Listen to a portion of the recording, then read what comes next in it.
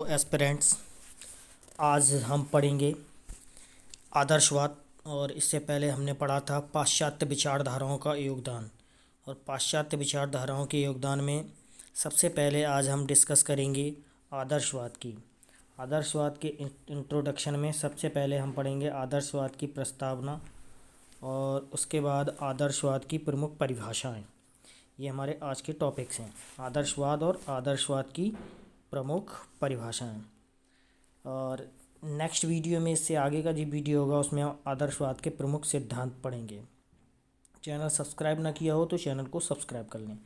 आदर्शवाद अर्थात आइडियलिज्म, और आइडियलिज्म जो शब्द का ही हिंदी रूपांतरण जो है वह आदर्शवाद है। आदर्शवाद का अर्थ होता है विचारवाद, जबकि दूसरे रूप में आदर्शवाद का तात्पर्य विचारवादी सिद्धांत से ही है।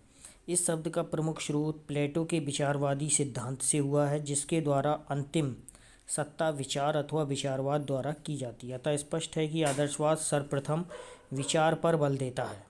ठीक, आदर्शवाद का अर्थ ही क्या है? विचार। और आदर्शवाद किस पर बल देता है? विचार पर बल देता है। इसके पश्चात ये पदार्थ पर भी विचार करता है। सर्वप्रथम ये विचार पर बल देता है, तत्पश्चात ये पदार्थ पर विचार करता है।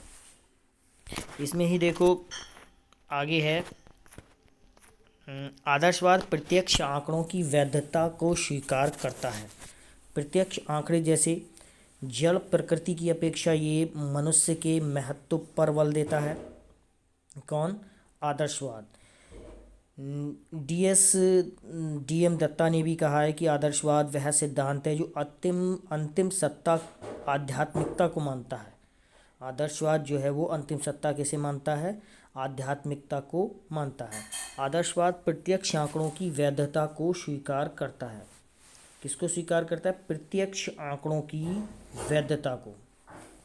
क्वेश्चन बन सकता है यहाँ से कि कौन सा वाद जो है वह प्रत्यक्ष आंकड़ों की वैधता को स्वीकार करता है? तो कौन सा वाद स्वीकार करता है? आदर्शवाद स्वीकार करता है। आदर्शवाद अध्यात्म पर बल देता है। किस पर बल देता है? अध्यात्म पर बल देता है। उसे अंतिम सत्ता मानता है। आदर्शवाद अध्यात्म पर बल देता है और अंतिम सत्ता किसे मानता है? ये अध्यात्म को ही मानता है। इस विचारधारा ने मन को अधिक महत्व दिया है। किसने? आदर्शवाद ने। आदर्शवाद कह सकते हैं इसको ही, यहाँ विचारवाद भी कह सकते हैं। तो आदर्शवाद या विचारवाद ने मन को अत्यधिक महत्व दिया है।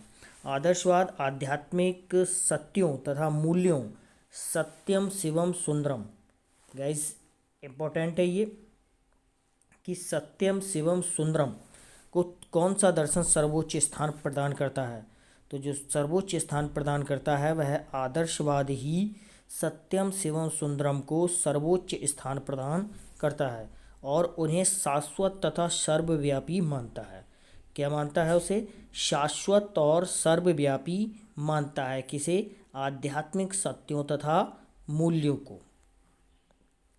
इसी में आदर्शवादियों ने बाहरी संसार की अपेक्षा आत्मा या मन को विशेष महत्व दिया है। किसे महत्व दिया है इसने? बाहरी संसार की अपेक्षा आत्मा या मन को महत्व देते हैं। कौन? आदर्शवादी। उनकी ये मान्यता है कि ये मूल्य ही अंतिम लक्ष्य की पूर्ति में सहायक होते हैं। कौन से मूल्य?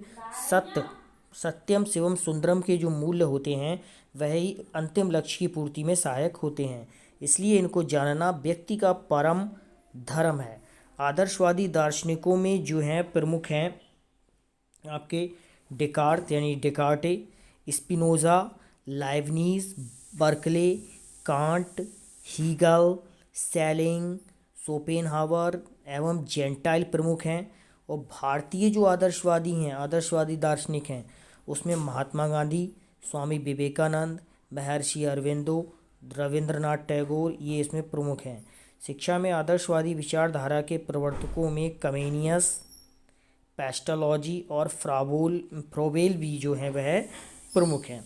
तो भारतीय दार्शनिकों में कौन आदर्शवादी प्रमुख हैं? महात्मा गांधी, स्वामी विवेकानंद और अरविंद और रविंद्रनाथ टैगोर भारतीय दार्शनिकों में प्रमुख हैं। और शिक्षा में जो है वो आदर्शवादी विचारधारा के प्रवर्तकों में नाम आता है कमेनियस का नाम आता है, पेस्टालॉजी का नाम आता है और फ्रोबेल का नाम आता है। इसे आगे डिस्कस करेंगे हम आदर्शवाद की प्रमुख परिभाषाएं। तो सबसे पहली परिभाषा जो है वो एस बी हैंडरसन की है। एस बी हैंडरसन महोदय क्या कहते हैं कि आदर्शवाद मनुष्य के आध्यात्मिक पक्ष पर बल देता है। आदर्शवाद मनुष्य के आध्यात्मिक पक्ष पर बल देता है। इसका कारण ये है कि आध्यात्मिक मूल्य मनुष्य और जीवन के सबसे महत्वपूर्ण पक्ष हैं। हैंडरसन महोदय क्या कहते हैं कि आदर्शवाद मनुष्य के आध्यात्मिक पक्ष पर बल देता है। इसका कारण ये है कि आध्यात्मिक मूल्य मनुष्य और जीवन के सबसे महत्वपूर्ण पक्ष हैं। आदर्शवादियों का विश्वास है कि मनुष्य अपने सीमित मस्तिष्क को असीमित मस्तिष्क से प्राप्त करता है। आदर्शवादियों का विश्वास क्या है? हैंडरसन महोदय के अनुसार कि मनुष्य का मस्तिष्क जो है वो क्या है? सीमित है, और वह उसे जो ज्ञान प्राप्त करता है वह कहाँ से प्राप्त करता है? असीमित मस्तिष्क से प्राप्त करता है। आदर्शवादी ये भी मानते हैं कि व्यक्ति और संसार दोनों बुद्धि की अभिव्यक्तियां हैं। व्यक्ति और संसार किसकी अभिव्यक्ति हैं? बुद्धि की अभिव्यक्ति हैं। वे कहते हैं कि भौतिक संसार की व्याख्या मस्तिष्क से ही की जा सकती है। जे.एस. रॉस महोदय भी लिखते हैं, आध्यात्मवादी दर्शन के बहुत से और विविध रूप हैं, पर सबका आधारभूत तत्व यह है कि संसार का उत्पादक कारक मन या आत्मा है। वास्तविक सत्य मानसिक स्वरूप है। इसे आध्यात्मवाद भी कहते हैं, इसे विचारवाद भी कहते हैं आदर्शवाद को। और विचारवाद, आदर्शवाद, अध्यात्मवाद और आइडियलिज्म ये इसके नाम हैं।